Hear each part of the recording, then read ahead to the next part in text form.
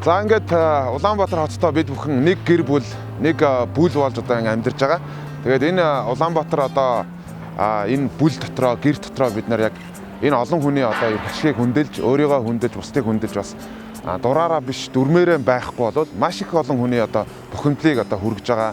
Мөн өөрөө бас стрессж байгаа, мөн бусад хүнийг бас стресстүүлж байгаа. Тийм учраас бас та бидний одоо энэ бие биенийгээ хүндлэх дураараа биш дүрмээрээ явах энэ одоо аян болол маш чухал байна. Тийм учраас та бүхэн бас дураараа биш дүрмээрээ явцгаагаараа тэгээд дууд тохиог бол би маш их одоо дургуугаар хүлээж авдаг.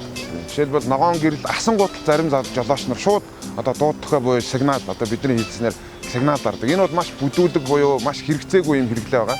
Тэгэхээр бол энээс сууж бол одоо хүүхэж очдог, хөгшчүүлж очдог, би өөрөө бас зочимтойгоо өөрөө ч очдог. Тэгээ маш их стресстэй. Одоо жишээ сигнал дарлаа гэд яг тэр зам дээрх явж байгаа тэр бөглөөд арилах уу. Тэрний оронд магадгүй гэрлээрээ би бол ярих хичээдэг. Гэрлээр жолооч нар бол маш их ойлголцдог шүү.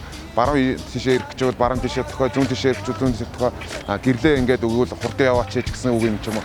Гэрлийн одоо энэ соёлыг бас бид нэр хэрэгж сурах хэрэгтэй. Энэ бол дууд тохиог бид нар бол энэ хотод ашигламааргүй байна. Ер нь бол хөгжилтэй орнуудад энийг ер нь ашигладаггүй юм шиг байгаа. Тэгэхээр бид нар магадгүй тэднээс юугаар дутах гэж тэр энэ сигнал буюу дууд тохиог хэдүүлээ болцгоо.